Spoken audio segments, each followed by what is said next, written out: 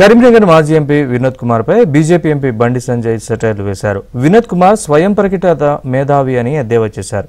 మాజీ సీఎం కేసీఆర్ కు దోచిపెట్టేందుకే గతంలో వినోద్ కుమార్ ఎంపీ అయ్యారని చెప్పారు. కాళేశ్వరం ప్రాజెక్టులో వినోద్ కుటుంబ సభ్యులే కాంట్రాక్టర్లని విమర్శించారు. వినోద్ది కరీంనగర్ కాదని తాను పక్కా లోకల్ అంటున్న కరీంనగర్ ఎంపీ బండి సంజయ్తో మా ప్రతినిధి శ్రీనివాస్ ఫేస్ టు ఫేస్.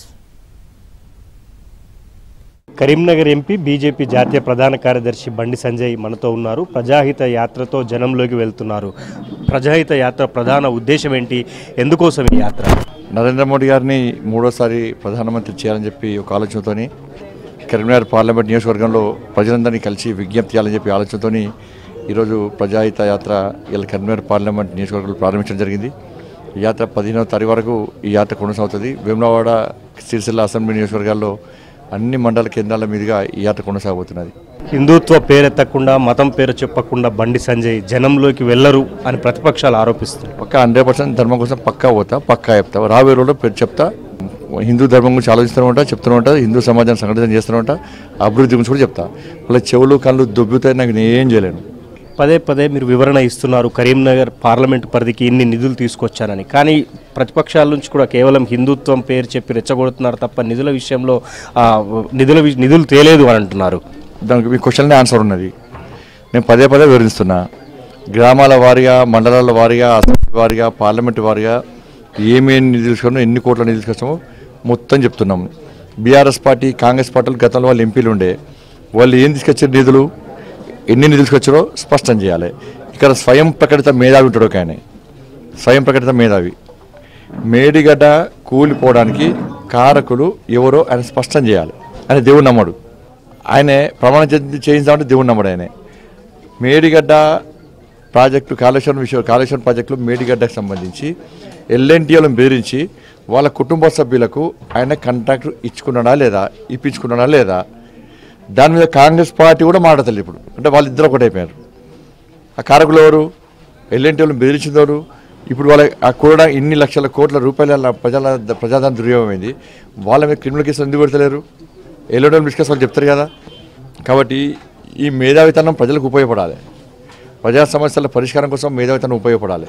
కేవలం కేసీఆర్ కుటుంబానికి పైసలు దోషపెట్టడానికి, ఆయన పైసలు దాచుకోవడానికి మేధావితనం ఉపయోగపడుతుంది. దాన్ని మేధావితనం అన్నారు.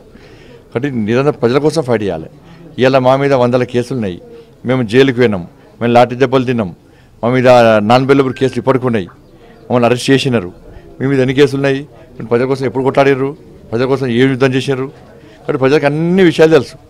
ఇలా నిధులు ఇచ్చింది కేంద్ర ప్రభుత్వం. బీఆర్ఎస్ పార్టీ ప్రభుత్వం నిధులు ఇస్తే సర్పంచులు ఆత్మహత్య చేసుకునే పరిస్థితికి వస్తుంది. సర్పంచులు వాళ్ళ పార్టీ సర్పంచులే పెట్రోల్ బంక్లలో పనిచేసే పరిస్థితికి వస్తుంది. సర్పంచులు సోషల్ మీడియా ద్వారా కేసుని తిట్టుకునే పరిస్థితికి వస్తుంది. ఇలా సర్పంచులు వాళ్ళ బికారి బతుకులు కావడానికి కారకులు ఎవరు? కాబట్టి వాళ్ళు అడిగితే వాళ్ళు చెప్తారు కేంద్ర ప్రభుత్వం నిధులు ఇచ్చింది గ్రామాలకు. ఇలా మేము అదే చెప్తున్నాము. గ్రామాల వారిగా, మండలాల వారిగా, అసెంబ్లీ వారిగా, పార్లమెంట్ వారిగా ఎన్ని వేల కోట్ల రూపాయలు నిధులు తీసుకొచ్చామో స్పష్టం చేస్తున్నాం. ప్రజలకు అన్నీ తెలుసు, ఇంకా స్పష్టం చేసే ప్రయత్నం చేస్తాం. వాళ్ళు ఏం తీసుకొచ్చారో వాళ్ళు చెప్పడానికి సిద్ధమా, వాళ్ళు స్పష్టం చేయాలి. 2014 నుంచి 19 వరకు మీ ప్రత్యర్థి వినోద్ కుమార్ ఏమీ చేయలేదంటారా?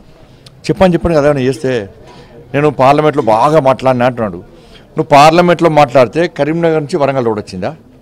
పైసలు వచ్చినాయా? నువ్వు పార్లమెంట్లో మాట్లాడితే సిద్దిపేట ఎలకతుర్తి రోడ్ వచ్చిందా? నువ్వు పార్లమెంట్లో మాడితే కరీంనగర్ జగిత్యాల రోడ్డుకు పైసలు రిలీజ్ అయినా? నువ్వు మాట్లాడితే నువ్వు పార్లమెంట్లో మాడితే ఆర్ఓబి శాంక్షన్ అయిందా? నువ్వు మా పార్లమెంట్లో మాడితే రైల్వే స్టేషన్ ఆధునికీకరణ జరుగుతుందా? నువ్వు పార్లమెంట్లో మాడితే శాతవాహన యూనివర్సిటీకి 12B వచ్చిందా? నువ్వు పార్లమెంట్లో మాడితే ఎస్ఆర్కల్ అటానమస్ హోదా వచ్చిందా? నువ్వు పార్లమెంట్లో మాడితే గ్రామాలకు నిధులు వచ్చినాయా? నువ్వు పార్లమెంట్లో మాడితే సిఆర్ఎఫ్ నిధులు వచ్చినాయా? చెప్పండి. ఇంకా ఇప్పుడు పోతా దేనికి వచ్చినాయి? కేసీఆర్ కుటుంబానికి పైసలు చంపుకోవడానికి నీ పార్లమెంట్లో నీ మేధావితనం నువ్వు మాట్లాడు ఉపయోగపడదు తప్ప దేనికి ఉపయోగపడలే. ఆయనకి ఇక్కడ సమస్య ఏం లోకల్ కాదు, ఆయన ఇక్కడ సమస్యల మీద అవగాహన లేదు. ఇక్కడ కార్యకర్తల వాళ్ళు తెలియదు. ఆయన ఎవరు గుర్తుపట్టారు, ఆయన ఎవరు గుర్తుపట్టారు. ఆయన నిజంగా ఇక్కడ కూడా అయితే ఇలా కేంద్రం ఇచ్చిన నిధులను దారి మళ్ళీస్తే కూడా ఏ రోజు పార్లమెంట్లో మాట్లాడలే, ఏ రోజు అప్పుడు ముఖ్యమంత్రి క్వశ్చన్ చేయాలి. కేంద్ర ప్రభుత్వ నిధులకు మ్యాచింగ్ గ్రాంట్ ఇవ్వాల్సి ఉండే రాష్ట్ర ప్రభుత్వం ఇవ్వకుండా కూడా ఏ రోజు ఈ ప్రాంతం గురించి ఆయన మాట్లాడలే. కేసీఆర్తో మాట్లాడలే, కేసీఆర్తో కొట్టాలి, పార్లమెంట్లో మాట్లాడలే. కాబట్టి ఈ ప్రాంతం వాడితే ఈ ప్రాంతం ప్రసిద్ధి ఉంటుంది. నేను ఈ ప్రాంతం వాడిని కాబట్టి స్మార్ట్ సిటీ నిధులు దారి మళ్ళిస్తే గల్లా బట్టి గుంజుకొచ్చి అసలు నిధులతో పాటు మ్యాచింగ్ గ్రాంట్ కూడా ఇదే కేసీఆర్ దగ్గర శాంక్షన్ చేసిన ఘనత మాది. మేము లోకల్ పక్కా లోకల్ కాబట్టి ఇది గుర్తుంచుకోవాలి. ప్రజలు కూడా ఒక్కసారి నాన్ లోకల్ అయినా గెలిపించడం, ఉన్న పైసలు కేంద్ర ప్రభుత్వం మొత్తం నీళ్ళు మొత్తం కరీంనగర్ దారి మళ్ళించిండు, ఈయన వద్దు అనుకుంటారు. ఇక అంటే మీరు స్థానికత విషయం తీసుకొస్తున్నారు. పార్లమెంట్ పరిధి 5 జిల్లాల్లో ఉంది. కరీంనగర్కు మినహా మిగతా 4 జిల్లాలకు మీరు కూడా స్థానికులు కాదు అని ఆయన ఆరోపణ. కరీంనగర్ పార్లమెంట్ నియోజకవర్గం ఎక్కడో ఆయన హద్దులు చూపెట్టాలి, దాన్ని తిరుగుతారు ఆయన. మీకంటే ముందే ఇక్కడ పుట్టిన ఎవరు ఏడబుట్టిండు మరి వినోద్ వరంగల్ ఎందుకైతాడు ఆయన, హన్మకొండ ఎందుకైతాడు ఆయన మరి? అంతకుముందు ఆడేది పోటీ చేసిండు, అంతకుముందు ఆడేది పోటీ. అదే ఈ బీఆర్ఎస్ వాళ్ళకు అది అలవాటాలకు అబద్ధాలు ఆడుట్లో ఆడుతున్న వాళ్ళు వాళ్ళందరూ ఇంకా సిగ్గస్తలే వాళ్ళకు. ఇంకా గవే కేసీఆర్ పోతే గవే అబద్ధాలు, గవే నీచమైన బూతులు, గవే వేరే ఏముండవు వాళ్ళు. ఇక మారాళ్ళు, అందుకే ప్రజలు మార్చారు వాళ్ళను. సో మొత్తంగా కరీంనగర్లో ప్రజాహిత యాత్ర కొనసాగుతుందని బీజేపీ ఎంపీ బండి సంజయ్ చెప్తున్నారు. బీఆర్ఎస్ నేతల తీరుపైన ఆయన తీవ్ర వ్యాఖ్యలు చేశారు. వీడియో జర్నలిస్ట్ సంపత్తో శ్రీనివాస్, ఏబిఎన్ ఆంధ్రజ్యోతి, కరీంనగర్ నుంచి.